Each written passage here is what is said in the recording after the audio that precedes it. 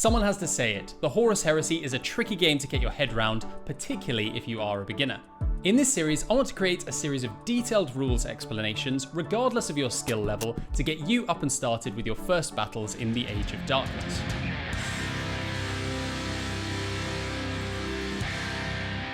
Welcome to part 3. By now you should be familiar with the basic game mechanics and looking to expand. If you're new to Horus Heresy, be sure to check out parts 1 and 2 before jumping into this one, as we're going to be looking at some advanced rules to do with vehicles. Vehicles are a really cool way to incorporate large models into your army and to mix it up with a bit of unit variety. As vehicles vary from the relatively manoeuvrable to the absolutely massive, there's a lot of rules related to them, which is why they're getting their own video. For things you'll need for this one, you'll need a vehicle model or two. In this case, I've got my Spartan tank from the Age of Darkness box. Let's start off by looking at vehicle characteristics and how they differ from infantry. Here is the stat line of a model that a lot of new players will end up with from the starter box, the Land Raider Spartan. While movement and ballistic skill are similar to infantry, vehicles also have 3 armor values instead of toughness: front, side, and rear. This indicates how some vehicles will have more heavily reinforced areas depending on where they are shot. Vehicles also have hull points instead of wounds, though both of these serve a similar purpose. While vehicles have a move characteristic like infantry, there are other rules that govern what happens when a vehicle moves at various different speeds. There are 3 different speeds that your vehicles can move at. First is stationary, meaning the vehicle does not move at all. Vehicles may always pivot on the spot, which does not count as movement. So take that into account, as they can remain stationary while also turning their guns to fire on the enemy. Next is combat speed. If a vehicle moves up to half of its movement characteristic, it is deemed to be travelling at combat speed. Lastly is cruising speed. If the vehicle moves more than half its distance, up to its maximum movement characteristic, it's deemed to be at cruising speed. To see how the movement of the Spartan affects it in the shooting phase, let's next look at its weaponry and weapon mounting points. Vehicles tend to be armed with multiple weapons, and unlike infantry, can fire multiple weapons in a turn. Some weapons, like the Spartan's heavy bolter, are fired in an arc. In order to work out the firing arcs of a weapon, take the corners of the vehicle and draw lines between them. The heavy bolter fires in the front arc, which means it can only fire directly in front of the Spartan.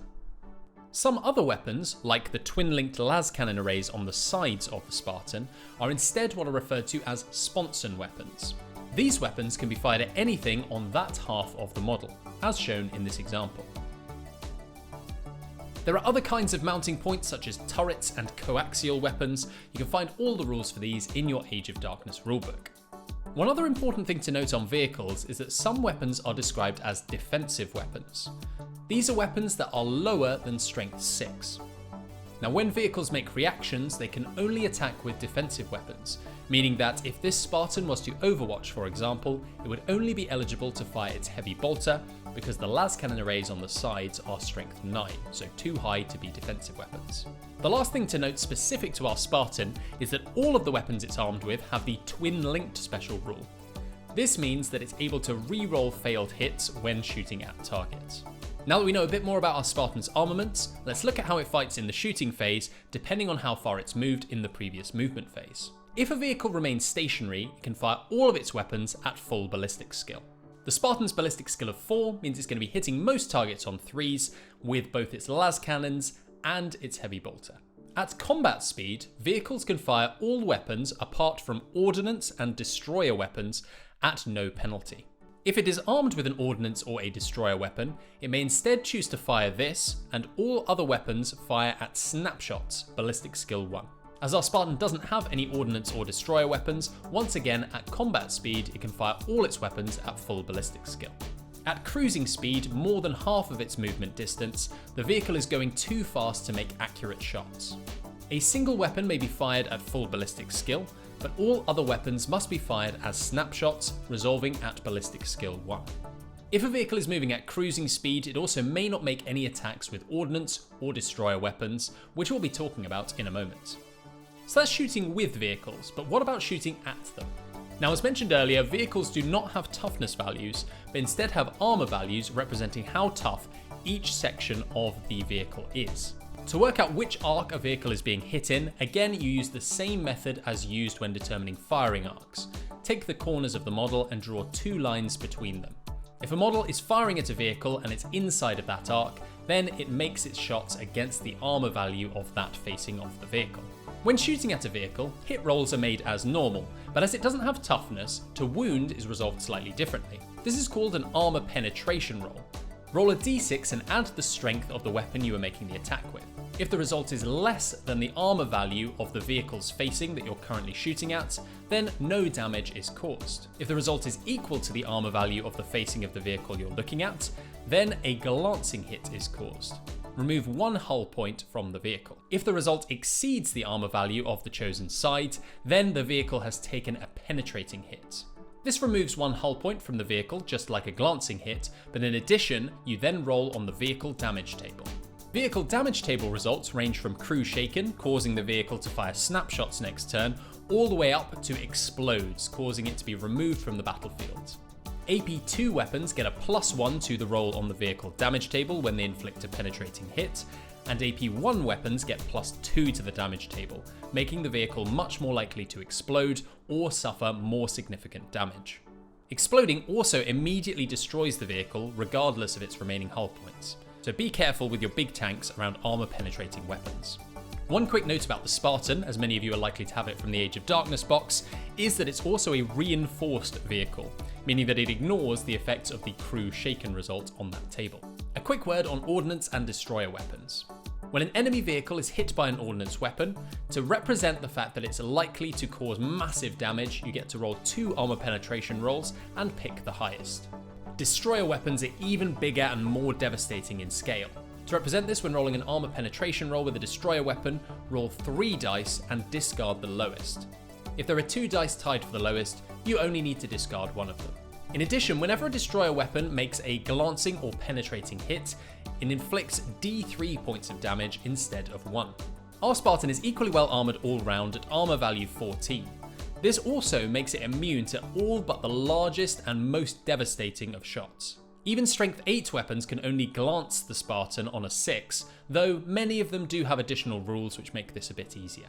Whenever a vehicle is reduced to 0 hull points, it is not removed from the battlefield like other models, but instead remains as a wreck. Often you'll see people put bits of cotton wool or similar to represent that the vehicle is a wreck. However, if an explodes result is rolled on the vehicle damage table, the vehicle is removed from the battlefield after resolving the damage caused by the explosion. With the shooting phase out of the way, let's talk about vehicles in combat. Don't forget to hit like on the video if you've been enjoying it so far, and especially if you've learned something new. Vehicles cannot normally charge, but they can attempt to ram their opponents in the movement phase, which is awesome. When a vehicle decides to ram, it can only make snapshots when firing that turn. First, pivot the model, and it may then move a number of inches equal to its movement value until it hits an enemy unit that is not engaged in combat.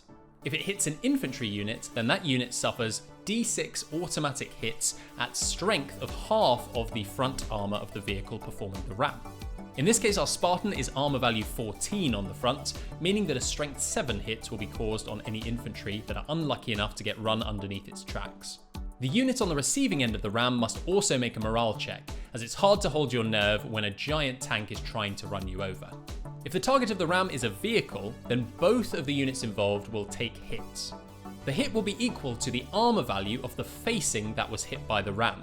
So when a model rams head on, it's going to be using its front armor value, but depending on whether it hits the side, front, or back of the other model, there may be a different value used in order to resolve hits back onto it. You also can add +1 to this roll if your vehicle has more hull points remaining than the one it is ramming. Lastly, on rams, let's discuss a specific advanced reaction, death or glory, which may very well be one of my favourite rules in the whole of Horus Heresy. After a unit is rammed and the morale check has been passed, one model from the unit that was rammed may make a single attack with a melee or ranged weapon. This attack automatically hits and is resolved against the front armor. If the attack destroys the vehicle or inflicts a crew stunned, immobilized, or explodes result on the vehicle damage table, then the attacking model remains in play. Otherwise, it is crushed under the weight of the vehicle and is immediately removed from play with no saving throws or damage mitigation throws allowed. Units can charge into vehicles, and if they decide to do so, they can do some real damage. Vehicles are always resolved as being weapon skill 1 whenever they are fighting in combat. These are always taken against the rear armour of the vehicle. Infantry can scramble around and throw grenades or shoot into any openings on the vehicle. The assault result is counted as normal, with a glancing hit counting as 1 wound inflicted, and a penetrating hit counting as 2 wounds inflicted for the purposes of who won combat. However, if a vehicle loses combat, it never takes a morale test or risks falling back. If the vehicle somehow wins the combat, then the enemy that charged it must make a morale check as usual.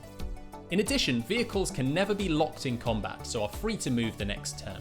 This also means that any enemy units that finish their assault phase in base contact with the vehicle are not counted as being locked in combat, so may still be shot. There are various different subtypes of vehicles that you're going to come across in the Horus Heresy. For today's example, we're going to be covering the transport subtype, as that is what the Spartan comes under. Each vehicle has a transport capacity. For the Spartan, this is 26. Note that this can still only consist of a single squad and any attached characters. There are also rules that will cause models to take up more than one space in a transport, such as the bulky rule. With a transport type model, units may embark or disembark from it at various points. Models may embark onto a vehicle by moving all the models in a unit within 2 inches of one of the access points on the vehicle. For the Spartan, there are 2 on the sides and 1 at the front.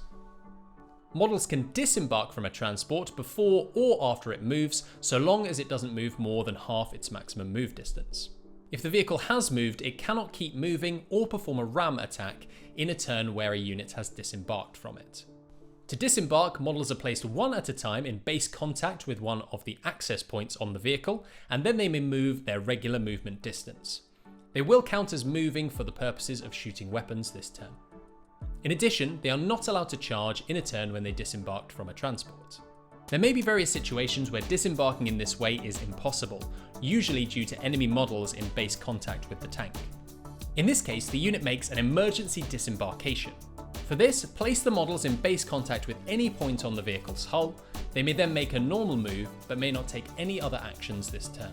Lastly, if a vehicle suffers damage while transporting a unit, the unit inside may suffer ill effects from the damage. If the vehicle takes a penetrating hit without exploding or being wrecked, the units inside must take a morale check. If failed, they'll have to fire snapshots during their next turn. If the vehicle is wrecked, then the models must disembark. They can then make a normal move, but may only move a maximum of half their normal movement distance. They must then take a special morale check called a pinning test. If they fail, then they are pinned, meaning that they are unable to move and are only able to fire snapshots during the next turn. This also means they may not declare charges. Finally, if a vehicle explodes, then all the models inside suffer a Strength 8 hit at AP nothing.